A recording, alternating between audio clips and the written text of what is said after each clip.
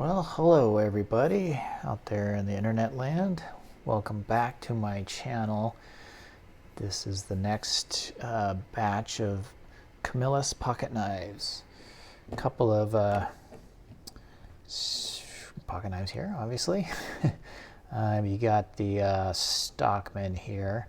This is a really nice. This is a really nice knife. I like this real long. I always like the long nail poles here. Got this clip point blade with the tang stamp. This particular tang stamp was used in the 1960s to the late 1970s, so it's not a super old knife, but still pretty old. The main blade, it has a okay pull. It's not the best. It's not real snappy. It does snap here, but it's not great. So I'm gonna throw some oil on there and we'll see how it goes. The other two blades are real nice. No half stops, but it does have a real nice snap on there. Same with this guy, this sheep's foot blade. But it's a real nice shape, so it's kind of funny having those be real nice and then this one just kind of goes but it's nice little Camillus, real good shape.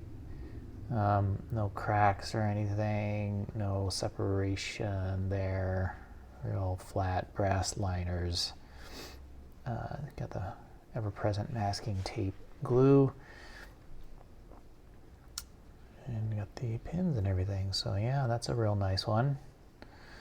And then we got this guy, which has these, I don't know what material this is, Bakelite or sort of modern plastic. I think they had plastics in the 60s and 70s, excuse me. But yeah, with these little mini bolsters. Still got the brass liners on there. Got this little nice little bail. This is in pretty good shape as well. Hasn't been real sharpened down to the nubs or anything. But yeah, got a nice snap and then nail file here. So nice little, just a nice little two blade, equal ended little knife with a nice little snaps there. So I don't know how popular these guys are, but I'll start in with this guy. We'll put some oil on here, the standard stuff. This is another kind of example of a knife. I don't think, even if I was restoring them, I don't think I would try to shine these up. The blade is pretty nice anyways. You're not seeing a whole lot of wear in that. It's not rusty or anything, so I would probably leave this alone. That oil didn't seem to do a lot for it. So, you know, nothing that I would kill me for it not having a great snap.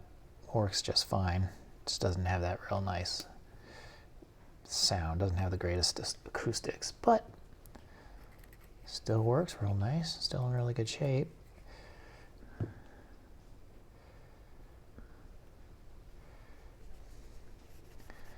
It doesn't wobble or anything. It's in there real solid.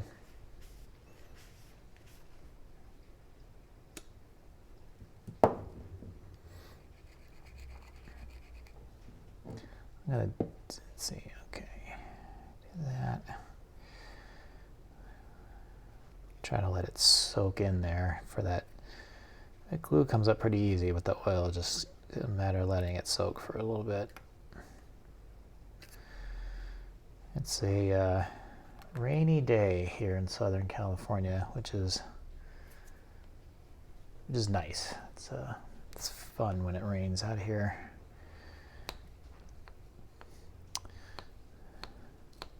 especially in drought-ridden California. It's been a while. It's 2024. It's been a while since we've needed to worry about droughts. A year or two ago, we did need to worry about it, but it's been rainy enough lately to not be terrible anymore. So that's always nice. For anybody outside of California, I'm sure you always hear about the droughts.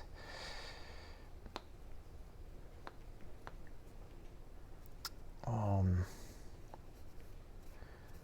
maybe not. I don't know. People probably don't particularly pay attention to California, but we've been in a drought for a while. And now it just causes everybody in California, anytime there's rain, everybody is obligated to say, we need it. Talking about water.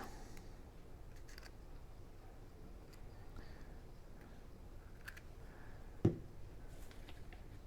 this winter and spring has seemed to me be pretty darn rainy, which I enjoy.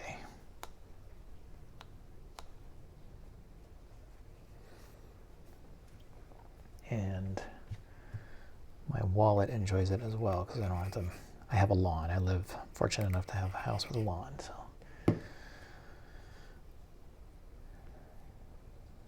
so that's always nice.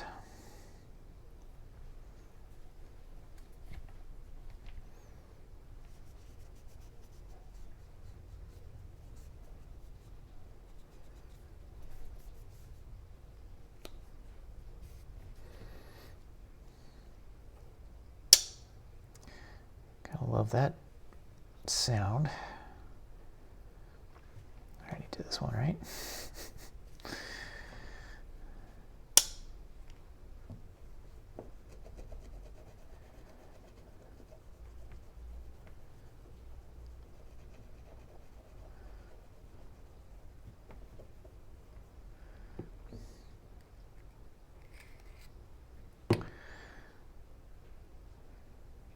So, what should I talk about? Probably not much.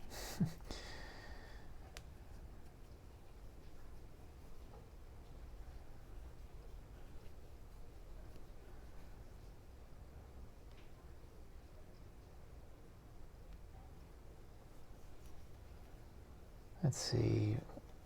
My grandfather owned a Jeep when he got back from the service. Like many servicemen, he liked Jeeps, so he bought one.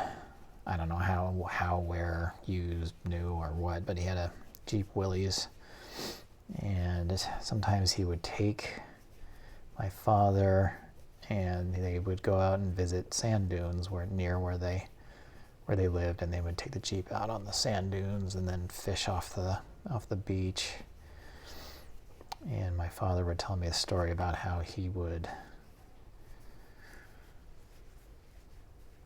go out there and then let out the air from his tires while he was on the sand dunes, drive it around there, and then when they were done with the sand dunes, they had a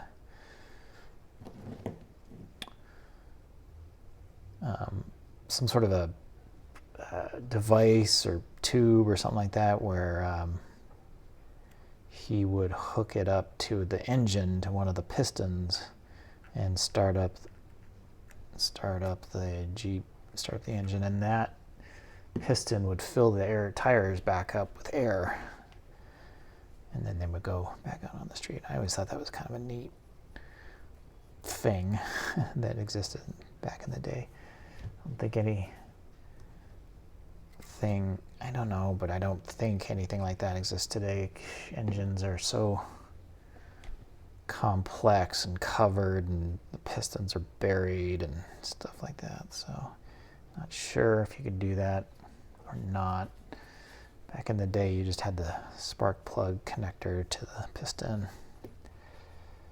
and you would just unscrew the spark plug and screw this little thing in to refill your tires.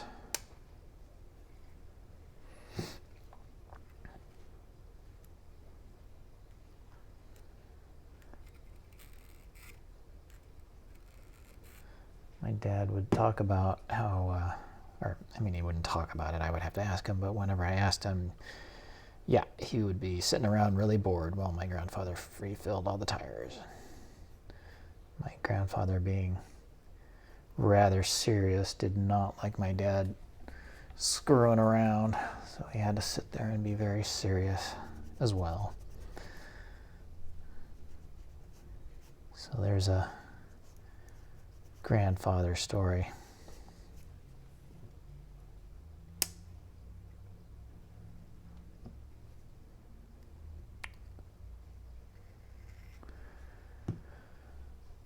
So I don't know. I don't know if this one is going to be real popular or real sell. I'm willing to bet this one's going to sell. But this guy, I have another knife that looks exactly like this. I did a video on it. It was a Syracuse, and it was exactly the same knife. It's one of the few knives that have not sold. So I don't know if this will sell or what kind of price it'll get if it does. Maybe the name recognition will help us out, but not real sure. I'll be curious to see how it goes. But, you know, it's a decent little gentleman's knife. I don't, you know, it doesn't have mother of pearl going for it and stuff like that, so it wouldn't surprise me if nobody bought it. But we'll see if anybody wants it. Okay. That concludes our therapy session for the day.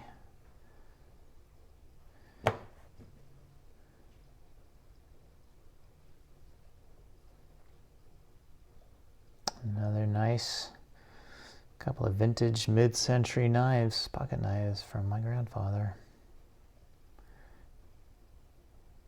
Thanks for coming by, everybody. Until next time.